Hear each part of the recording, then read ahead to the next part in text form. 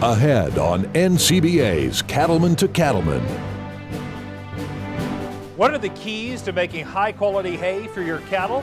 Today, we'll share best practices and insights on the latest in hay tools and machinery. And now, NCBA's Cattlemen to Cattlemen with host Kevin Oxner. Hello and welcome to this special edition of NCBA's Cattlemen to Cattlemen. I'm Kevin Oxner. Thanks for joining us. When it comes to the cattle business, high-quality hay is essential, and there's no doubt that having the right tractors, hay tools, and technology pays off in a big way.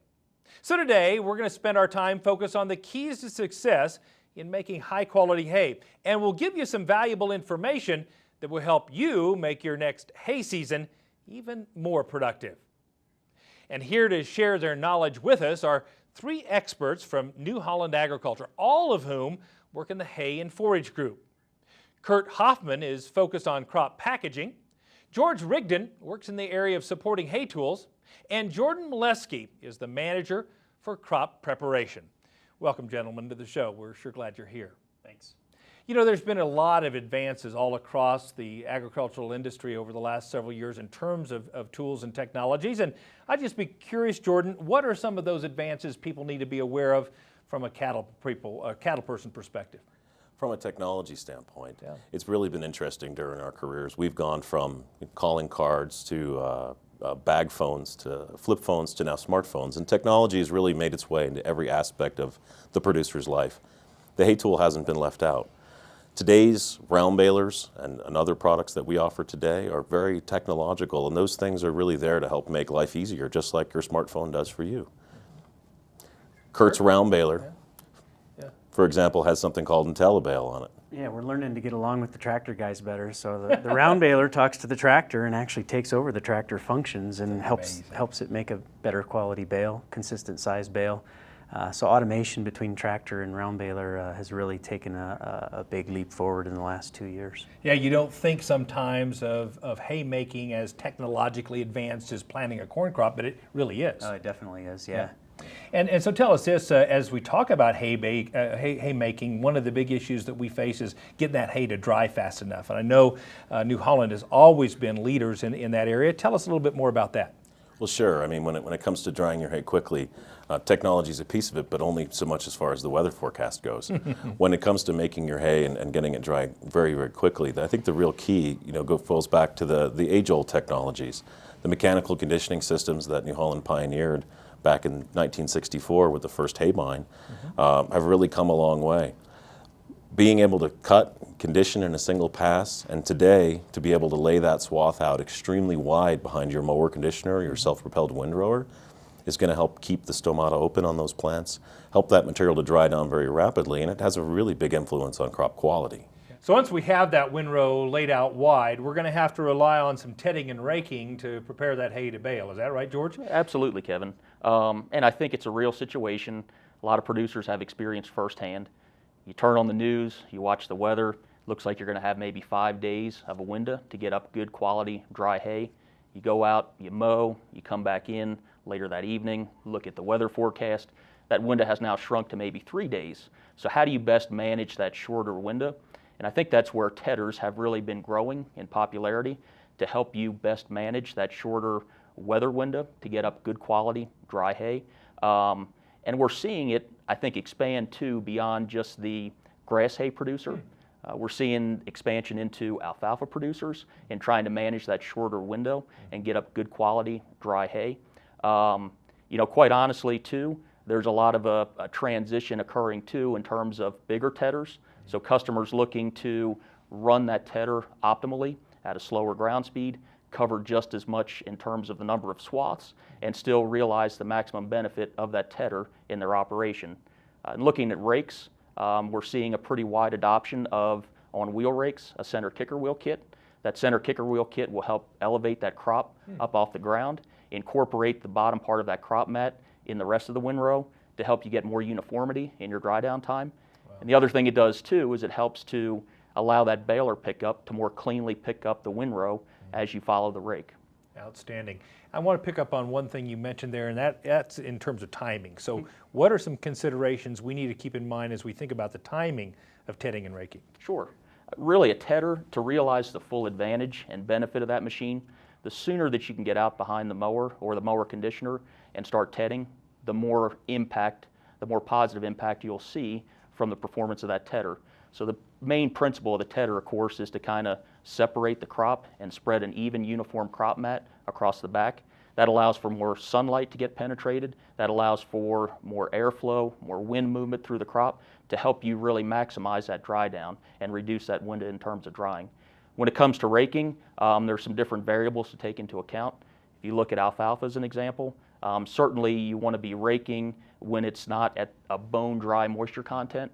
The risk you run there is the drier it gets when you're forming that windrow, the more susceptible you are to leaf loss and shatter. And of course, that's where the nutritional value is in that plant.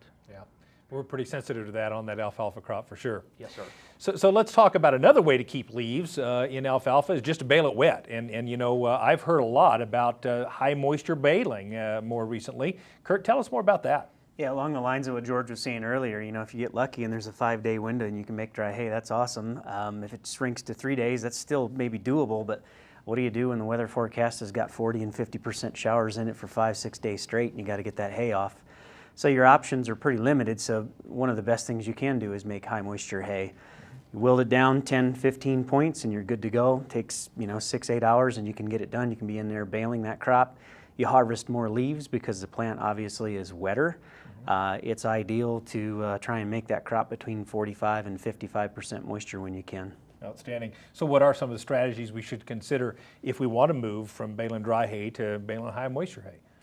I mean, one of the strategies is lay it out wide. That doesn't change. We're still trying to get the sunshine to the stomata on the alfalfa plant, get it to wilt down as fast as possible, conserve all the sugars you can, because obviously you're going to need those sugars to ferment that feed, to give it good stability when you take the plastic off of the feed and give it a longer stability. I'd like to see, you know, a 4.0 or a 4.5 on the pH, and the more sugar you can keep, the lower you can drive that pH for bunk stability. Basically, you're wanting to rake that crop in 24 hours and get it baled. Wrapping it, you certainly don't want to wait much over 2 or 3 hours after baling to get it started. You want to try and keep the core temperature of the bale down well under 140, 150 if you can. When you test that crop, you'll see what kind of a job you've done because you can look at the heat damage protein and see how high that core temperature got. So you said we're going to bale at, what'd you say, 40 or 45% moisture? Ideal is 45 to 55 if you can, yeah. But if the weather doesn't let you get it that dry, Yeah. I mean, you can bale all the way up to 65%. You really don't want to bale it any wetter than that because when you take the plastic off, you're going to find water and sap in the bottom. The bottom part of that bale probably isn't going to be eaten as well by the cattle because there's more butyric acid in there that stinks and they don't consume that crop as well as they should. Right. But hey, if Mother Nature doesn't leave you any other option, it's still better to do that and get Right. decent quality feed out of the 90% of the bale rather than leave it there and get wet. So Kurt, what would you tell our viewers in terms of why they should consider high moisture baling? Higher digestibilities. It doesn't really require as much time to get the job done as far as weather window.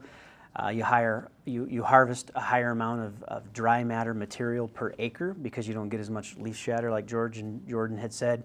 Stem shatter, you don't have any of that. You're harvesting more on time also because you need a smaller weather window to get the job done. So it all works together to make a better quality product for your cattle. Now, I've heard you New Holland folks talk about Crop Saver. Tell us a little bit about that and what benefits that offers. Yep, you bet. Crop Saver's been around a long time. It's safe for any animal you feed it to, but really what it is it's a liquid you spray on the crop. It's a mixture of propionic acid and citric acid. It's there to keep molds, yeasts, and fungi from growing and keep that crop cool while it cures out, basically. And this product's being used to make dry hay, of course. You would use this Crop Saver product basically to treat hay that's, say, it's somewhere around 15 to 16% moisture, depending on the baler you're using. If you're using a small square baler, you could use it at 18 or 19. If you're making a round bale, you're going to need to use it sooner. If you're using a big square baler, you need to use it even sooner yet, so about 15. But it's good up to about 28% for moisture. and it opens up a wider weather window so that if things are not drying out as quick as you wanted and Mother Nature changes the forecast on you, you can still get out there and make good quality hay. Outstanding. Thank you so much for those insights. We're sure excited to have our friends from New Holland Agriculture with us to talk about hay and forage today. Now, if you'd like more information on any of our topics, you can find out more at the website newholland.com or watch video replays of our shows and stories about haymaking anytime on the Cattlemen to Cattlemen YouTube page. And don't forget, it's a great time to join the National Cattlemen's Beef Association. It's easy to do, plus we'll tell you about New Holland incentives just for NCBA members. To join NCBA right now, give us a call at 1-866-BEEF-USA or visit our website, that's beefusa.org. Stay with us, we'll have more of this special edition of NCBA's Cattlemen to Cattlemen right after this. There is a new world out there, revealing itself in unpredictable ways. A world that demands more from the land and those who grow, farm, and build on it. This new world calls for the ingenuity to get more out of it, while preserving as much as we can. After all, to stay ahead of tomorrow, we need to be equipped for it today.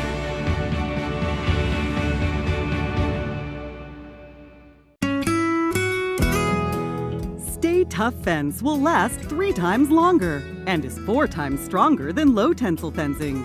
High tensile wire, solid vertical stays, and tight fixed knots all provide superior strength. You will use fewer posts, saving time, labor, and money. Protect your investment for generations with Stay Tough fence. Stay strong, stay tight, stay tough. Blaze a trail to Phoenix, Arizona and the 2018 Cattle Industry Convention and NCBA Trade Show. It's the cattle industry's biggest convention with education, networking, and fun. Plus, you can check out the huge NCBA Trade Show, outstanding entertainment, and more. Don't miss the 2018 Cattle Industry Convention and NCBA Trade Show in Phoenix, January 31st through February 2nd. Visit beefusa.org for more.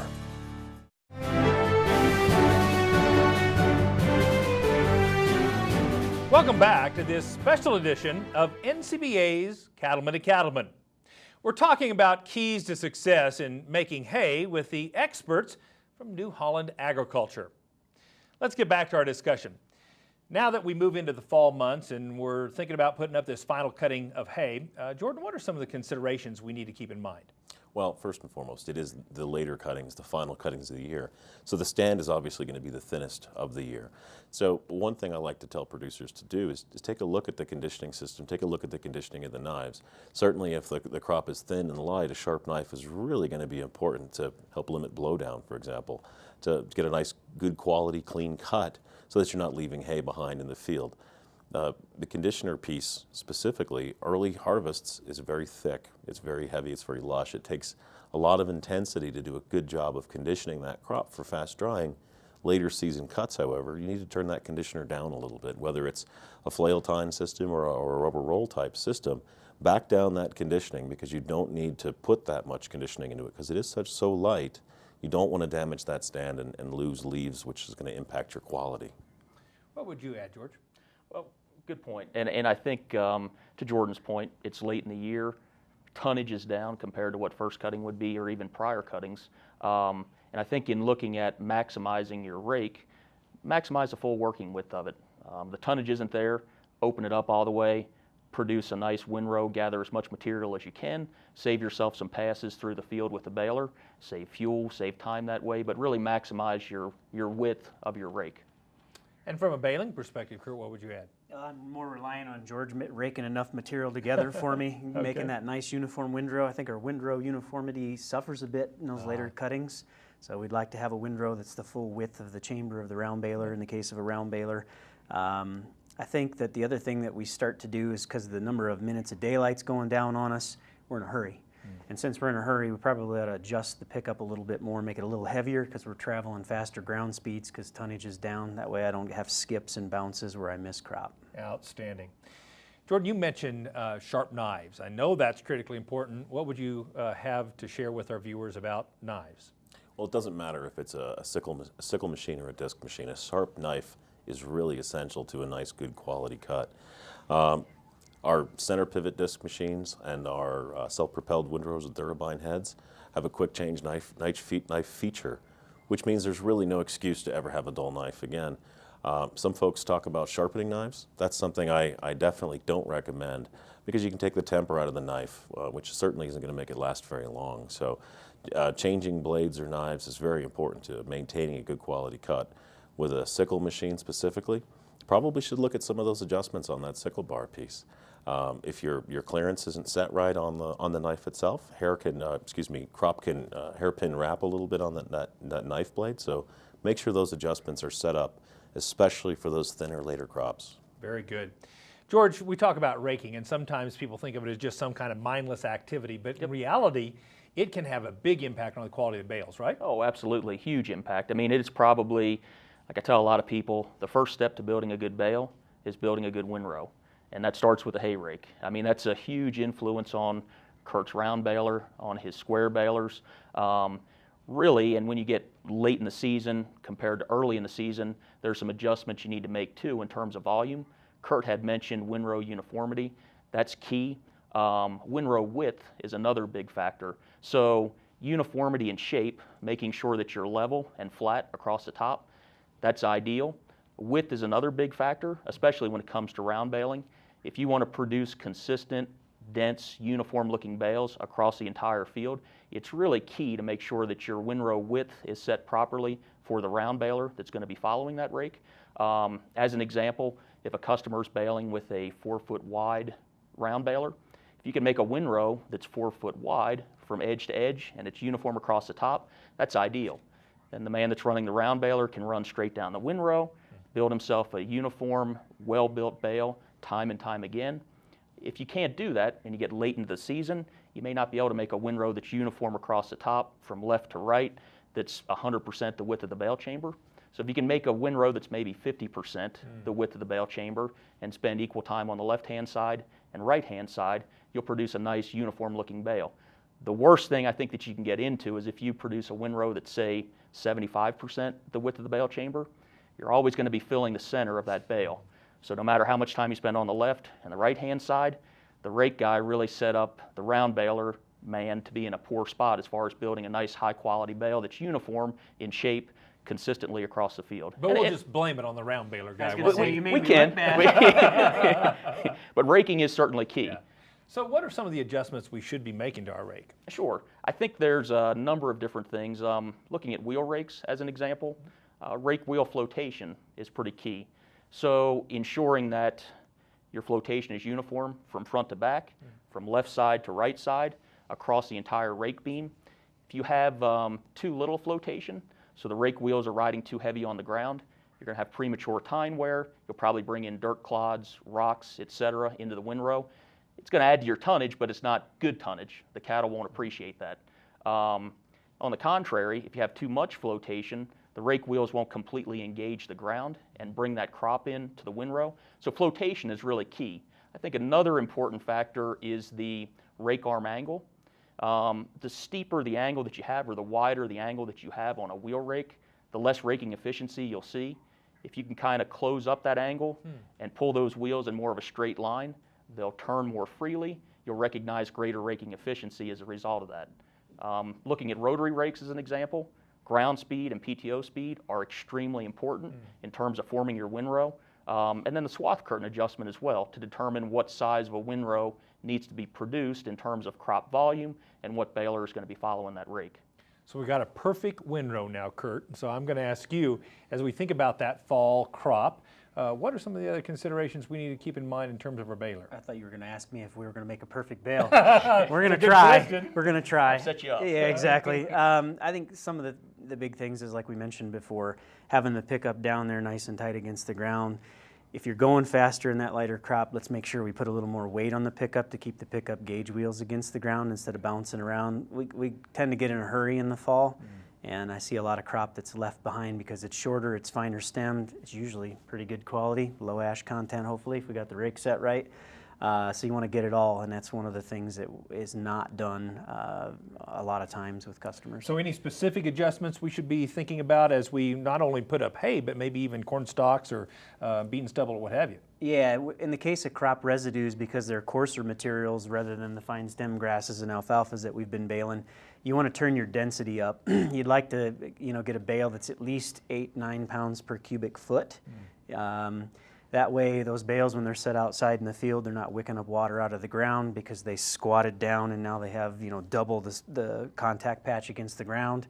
Yeah. By the same token, they're not absorbing a lot of water from, rains and snows and that kind of thing. And then if we get that density bumped up, we get a good bale shape to it. It might not hurt to put a little more net on it because that also helps repel water.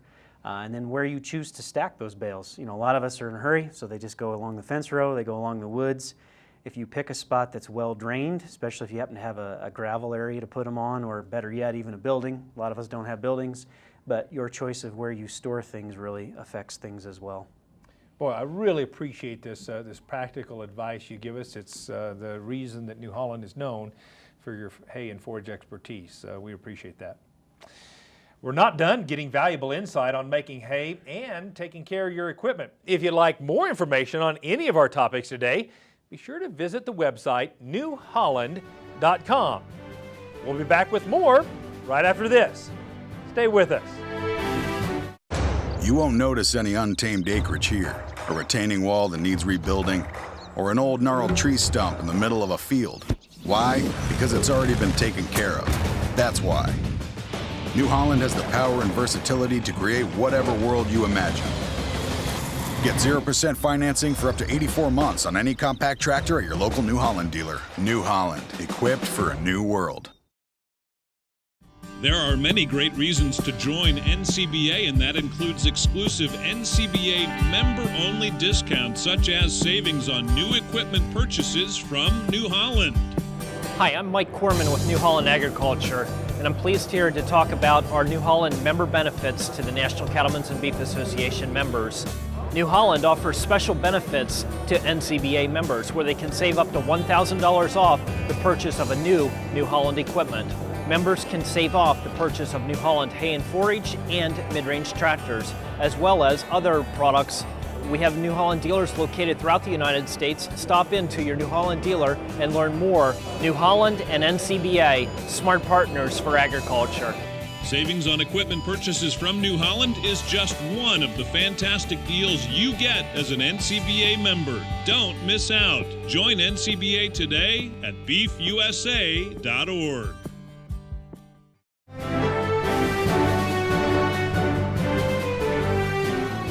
Welcome back. Today we're talking about some of the keys to success when it comes to making the quality hay your cattle operation demands. Now, of course, the reason for all this effort in making high-quality hay is to provide cattle the feed and forage they need. And I guess I would ask you, Kurt, from a baling perspective, producers feed hay in a number of different ways. And how should that drive some of the considerations we have when we're making that hay? It depends on the characteristics of the baler. I mean, some balers have cutters, some balers don't. If you have a cutting-equipped baler, a lot of times we'd like to cut crop to densify the crop. We get more crop in the bale, make the density go up, and cut our net wrap costs, cut our production costs, our storage costs, and our handling costs. So tell us about how bale slice and crop cutter really do drive differences in the quality of the hay. Yeah, one of the big things that cutting crop does is it just makes everything fit together nice and tight. Creates a nicer that match so that it's better at shedding water. It wicks less water up out of the ground. It's like giving an extended storage life to the bale by doing that. It's nice to be able to wrap with a net when you do that as well. That also helps the crop store better, longer. Then from the cattle perspective, it's really nice when you cut that net off and you go to feed this crop. A cow goes in, locks all fours and grabs a mouthful, not a mouthful and a half, chews off the half, and we know what happens to the half around the ring feeder. It's waste. Bedding. Yeah. Exactly. The other thing that happens is we observe cattle eating hay. A lot of times when the bell cow comes in, she gets her fill. What happens? Well, the bell cow wanders off, and what happens to the others? Well, the others follow, right? And if they weren't able to eat and digest material as quickly as she was, they don't probably have as good a daily gain, or maybe they don't wean as high a weighted calf, that kind of thing. So if we can get the playing field level for everybody to intake crop is quick, that's where the cutting really shines and gives you better average daily gains. Fantastic. And actually, putting up hay is the first step, but how we store hay has a huge impact on the value, nutritional quality and value of that hay long term, right? Certainly it does. If we have the luxury of a building, that's ideal. Okay. Losses are 2, 3, 4%, but if we don't have that luxury, what can we do to make our hay last longer? Well, the best thing we can do is pick a well-drained slope or a graveled area where water can get away rapidly. The other thing I see a lot of folks not doing is, when you butt bales end to end to end, you want them nice and tight. Mm-hmm. Some folks stack bales.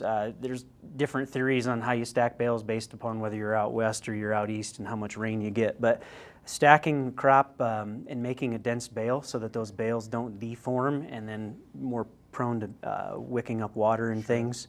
Those are some of the best things you can do to make that hay last longer. And hey, if you have extra hay, we can always sell extra hay, right? Absolutely.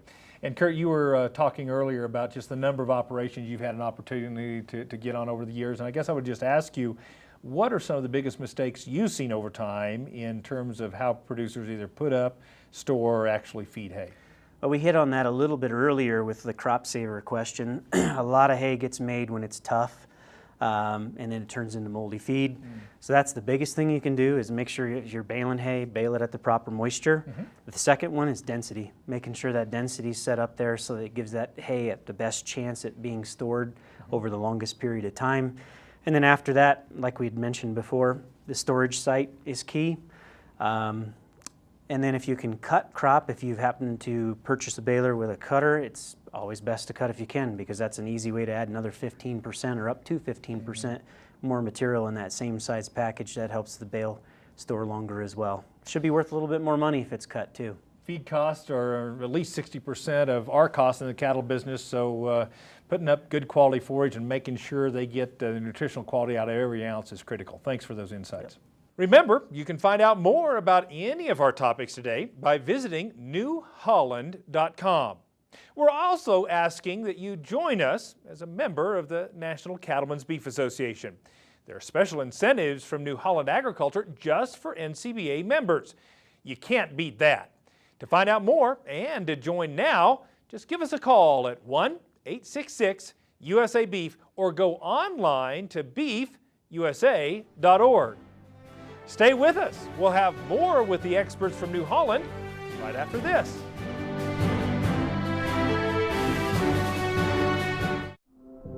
There is a new world out there, revealing itself in unpredictable ways.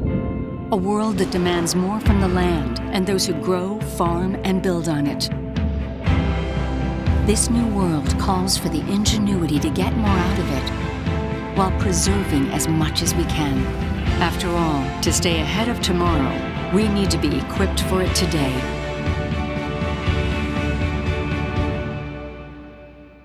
What does it mean to be an American cattleman? It means you have what it takes where it counts, on the inside. At Ritchie, we understand that. It's what's on the inside that defines us. We share the same values: ingenuity, commitment, sense of pride. These are the values that built this country. They're the values that built this company. Ritchie, proud to be a partner to the American cattlemen since 1921. This isn't a 9-to-5 job.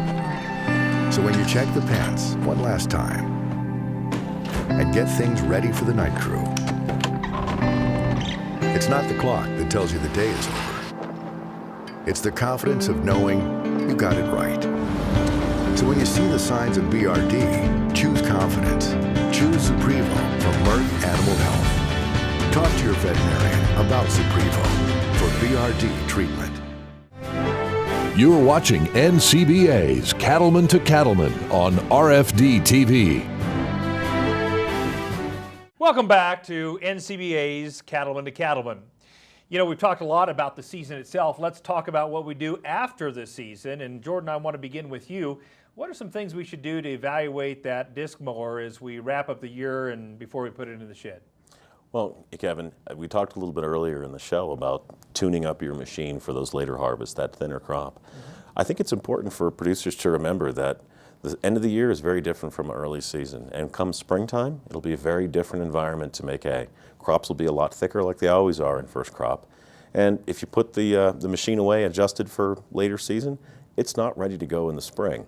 So I like to tell folks that, you know, if you're going to put your machine away, set it up to be ready to go, because when the time comes to make hay, it's going to be amongst your tillage and your seeding application, maybe some spraying.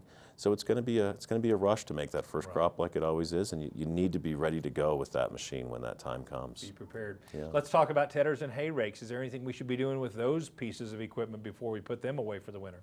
Absolutely, and I think in a producer's operation, the list of equipment ranges from tractors to disc mower conditioners to round balers, sprayers as an example, tillage pieces. The hay rake, the tedder may fall way down in terms of regular scheduled maintenance, but that doesn't mean that they're maintenance-free pieces. There's some pretty quick and easy things to assess on them when you bring them in at the end of the year. To Jordan's point, if you're working in more of a late season crop with smaller tonnages going into first cutting that following spring, you're probably not going to be set up ideally for that crop. So just remember that when you go back to the field in the springtime, you're going to need to readjust probably your rake arm angle, your windrow width on a wheel rake.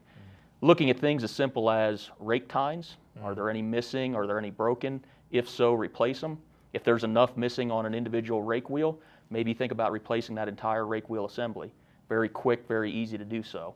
I think another simple thing in terms of wheel rakes is lift the wheels up off the ground, go around and spin them by hand. Are they binding? Is there excessive free play or slop in them? If there is, address those bearings and get them replaced so that when you go to the field in the first cutting, to Jordan's point, kind of on a limited time schedule, in a rush, everything's ready to go and perform. So I know we may be using the round baler a little later in the season than these other tools as we think about crop residue and so forth, but ultimately we're going to put that in the shed as well. And so what are some things we need to think about as we wrap up the year, no pun intended, with the round baler? Well, one of the first things you want to do is get the compressor out, blow this thing off. Let's take a look at it. Let's inspect bearings, chains, belts, lacings, that kind of stuff on a round baler.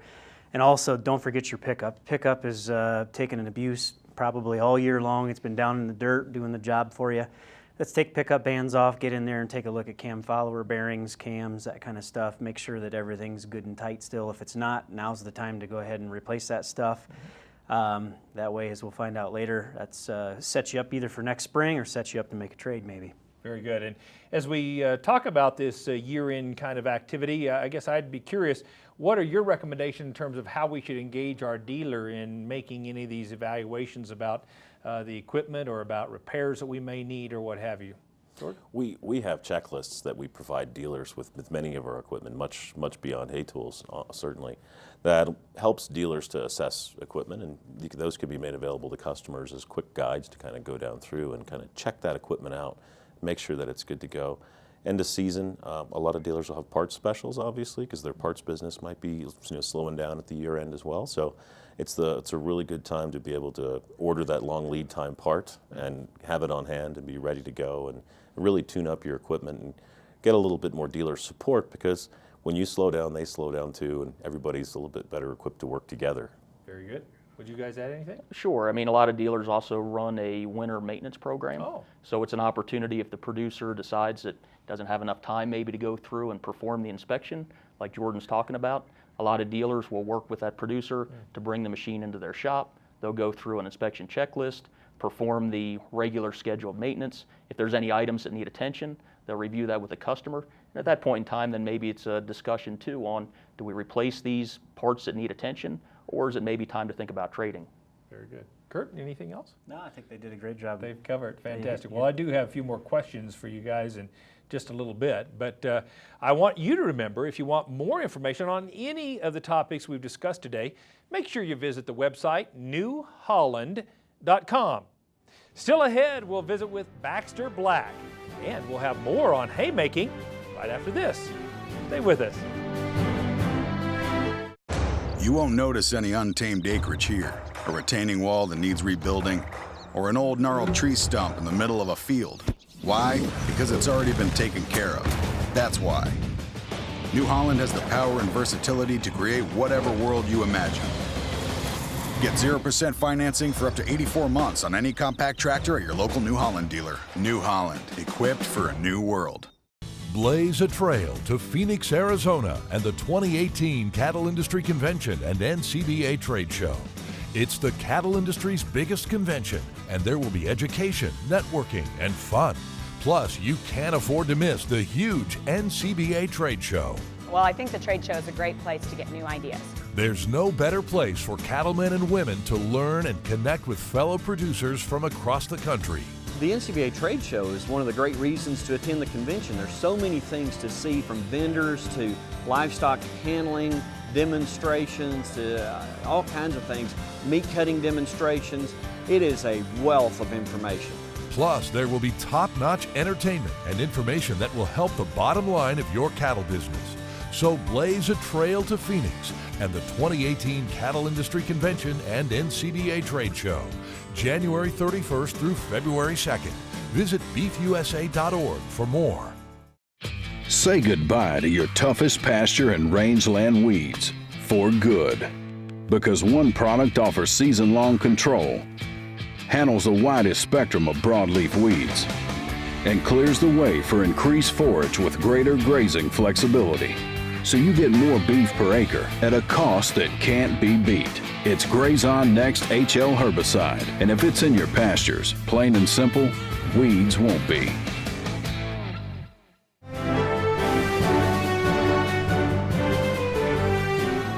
Welcome back to this special edition of NCBA's Cattlemen to Cattlemen. I want to come back to where we left off during the last segment, which was we've evaluated our equipment. How do we make the final decision, Jordan, of whether we tune up or trade in? Thanks, Kevin. For a lot of producers that are like myself and Kurt and George here, we have a tendency to be our own shade tree mechanics and do a lot of the work ourselves. And sometimes, whether it's cost or pride, we don't like to admit that maybe it's time to look for something new. When you bring your equipment in for fall servicing, before you're going to put it away, take good stock of really what it means, because your time is valuable to you as a producer as well. It's important to take a look at the conditioning rolls or the tines in the conditioner. The condition of the disc cutter bar, for example, is important, more than just blades and discs. So take a good hard look at those items. Think about the cost and the time to make those repairs during the off-season, and certainly visit your local New Holland dealer, see what that's worth on trade, and maybe you can step into a new machine, a baler, a disc bind, and have a little warranty, which is a good peace of mind for producers today. You bet. Kind of manage your fixed costs and don't have any surprises next spring. So I want to talk about, George, let's say we have a machine that's 5 years old or older, a disc mower or round baler or what have you. What would your advice be? Sure, fair question. And I think it varies from producer to producer. The number of cuttings they're running through that machine on an annual basis. Are they baling some more abrasive crops like corn stalks that will wear components quicker than grass hay or alfalfa will? And then kind of look at the bale count, the estimated number of acres that machine has covered, and what can you afford for downtime? Is your list getting longer as far as maintenance items that need to be addressed at the end of the year on the baler, on the disc mower conditioner, on the rake, on the tedder? Keep in contact with your dealer. A dealer is a great source in terms of monitoring the used value of equipment. So keep in touch with them and see, if I run this machine for another year, say for the 6th year or the 7th year, what's that do to my resale value? And that can be a good indicator in terms of, is it time to trade after 5 years? Or maybe it's sooner than 5 years. Very good. And, you know, I mentioned the word 5 years because I've been watching what you all have done. And Kurt, there's been a lot of advancements in the last 2 to 5 years in terms of what you all have done in haymaking. Tell us a little bit about some of those. For sure. And, you know, we've looked at the mechanical part of it. Is it time to trade? But, you know, maybe last year we updated and we bought our first CVT transmission in a tractor. And now we have an ISO-Bus 3 tractor. So maybe this year it's the baler's turn, because this year maybe we're picking up more acres. I'm going to have to hire a couple more people. Maybe I've got less experience on the average, and I need something that's more automated. So now with that new ISO-Bus 3 tractor, if I made it up with an ISO-Bus 3 equipped round baler, we can then use the two together basically to make bales in a more automated fashion where I don't need as much experience in the seat of the tractor. Very good. George, I want to ask you a question. You know, Ford and New Holland has a long history and heritage with livestock producers. And I guess I would ask you, what makes you all so uniquely qualified to serve the needs of today's cattlemen? Sure. I think it goes back to our heritage and history as a company. A couple of years ago, we celebrated 120 years as a company. We've always been very focused and dedicated to the grassland farmer, to hay production. Very strong heritage. There's some new entrants coming into the marketplace today with a Haytool line. We've been in this space for quite some time. We've got the knowledge, we've got the understanding of the business. We're always in contact with our producers to understand what's important to them, what do they value in their operation. I think another piece of it too is it doesn't matter the size of the cattle producer, if it's a part-time guy, a mid-sized guy, or a large-sized guy, we have a number of solutions available, from the mowing part of it, to the tedding, to the raking, to the baling, and even bale handling with a self-propelled bale wagon. So we really have a full range of solutions that are dedicated to helping cattle producers really put up high-quality hay. Yeah, I sure have appreciation for the fact it's not just the equipment, it's the kind of knowledge you've shared today and the kind of technology you're talking about for tomorrow that really makes a complete solution for cattlemen and women like myself. The National Cattlemen's Beef Association is so pleased to have New Holland as a partner, and there are valuable incentives on New Holland equipment for NCBA members. Find out more at our website, that's beefusa.org. We'll be back with more Cattlemen to Cattlemen and a visit with the cowboy poet Baxter Black right after this. Hello everybody, Stormy Warren here from SiriusXM's The Highway. Join me at the 2018 Cattle Industry Convention and NCBA Trade Show in Phoenix, Arizona. Come explore over 6 acres of displays from more than 350 companies during the best cattle industry trade show. Plus, you can have some fun with my friend comedian Bill Engvall at our exclusive Cowboy Comedy Club. So blaze a trail to Phoenix, January 31st to February 2nd. Find out more at beefusa.org. Want more profit out of your pasture? Then here's our 2 cents on using parasite control to make some dollars. In a trial of calves, Long Range outperformed Sidectin and Safeguard dewormers combined by as much as an extra 40 pounds.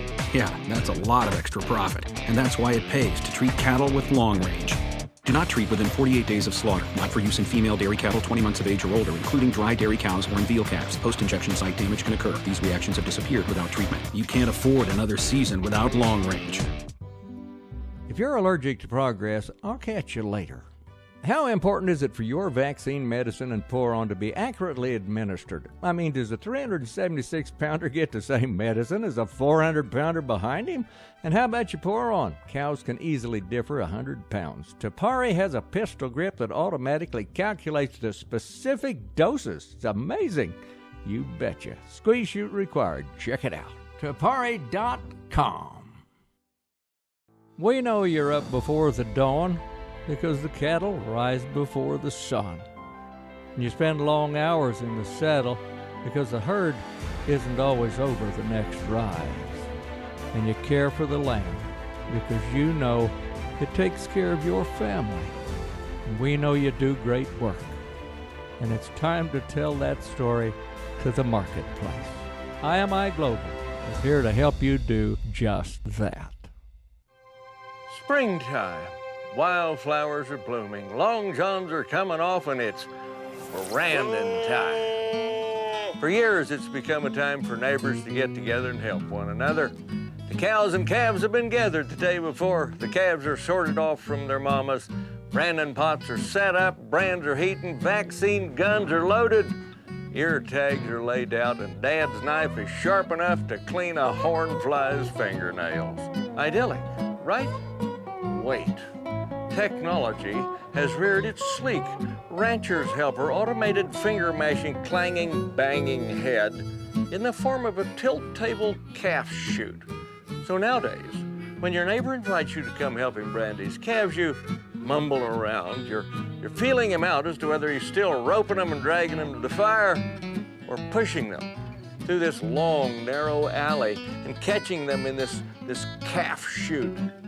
Sure, You appreciate that it's easier on the calves and the help than the horses, and that it takes less time and labor, even less space than the traditional way, but it's so mechanical, so feedlot, so farmerish. It's like work. Branding calves is not supposed to be work. It's supposed to be like Christmas, the 4th of July, going to the National Finals Rodeo.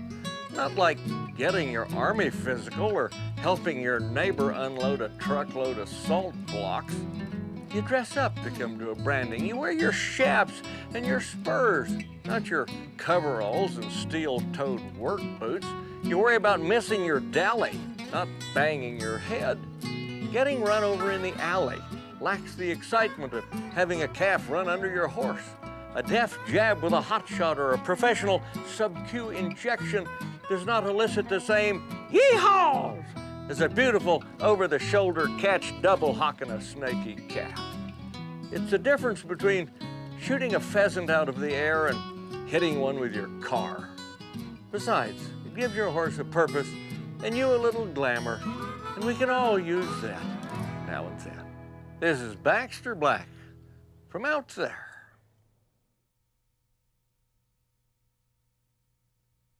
Thanks, Baxter. We always enjoy your segments. Now, if you'd like to stay up to date with what's happening with NCBA's Cattlemen to Cattlemen, you can find us on Facebook. We keep you posted with information about upcoming shows, farms and ranches we're visiting around the country, and we like to share legacy photos too. So check us out on Facebook. We're back with more Cattlemen to Cattlemen right after this. There is a new world out there, revealing itself in unpredictable ways. A world that demands more from the land and those who grow, farm, and build on it. This new world calls for the ingenuity to get more out of it, while preserving as much as we can. After all, to stay ahead of tomorrow, we need to be equipped for it today.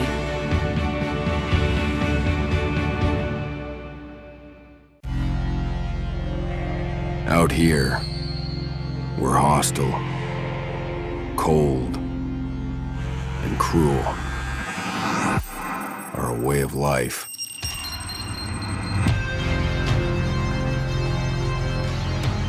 There's no better way to live.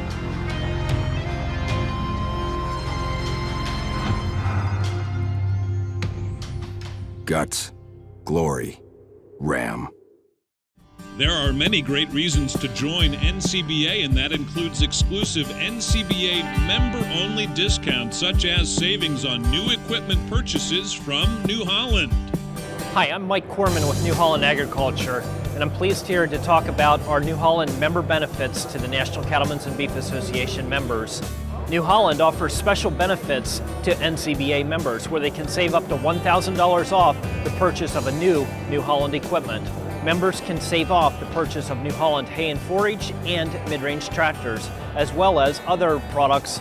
We have New Holland dealers located throughout the United States. Stop into your New Holland dealer and learn more. New Holland and NCBA, smart partners for agriculture.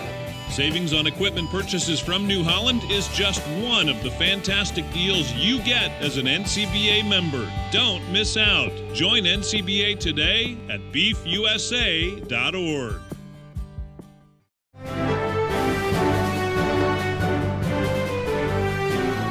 Welcome back as we wrap up this edition of NCBA's Cattlemen to Cattlemen. We're going to take a couple of minutes to get some final thoughts from our New Holland friends about the keys to success in making high-quality hay. Jordan, let's start with you. Well, I guess my closing thought would be it's all about forage quality. If you want the most animal weight gain that you can get, it starts at the point where you cut the crop and you harvest it at the right time. We talked a little bit earlier about cut quality in late season crops and how to get the most out of that lighter stand. Putting the machine away, making sure it's ready to go for the spring, it all comes down to the adjustments of that machine.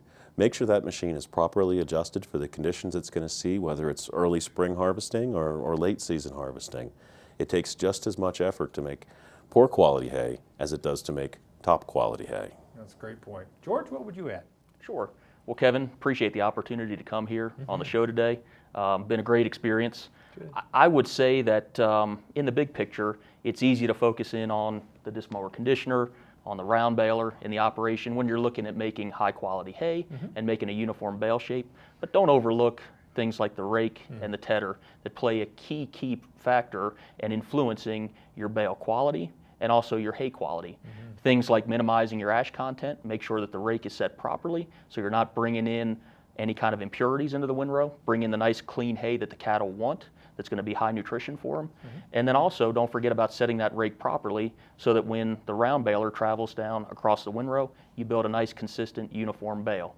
I think the other thing too, when customers are looking at potentially trading a round baler or trading into another mower conditioner, if they're moving up in size, don't forget about the rake or don't forget about the tedder. You may have to resize that piece to accommodate the newer mower conditioner or the new round baler. That's great point. The unsung heroes indeed. That's right. Kurt, what would you add?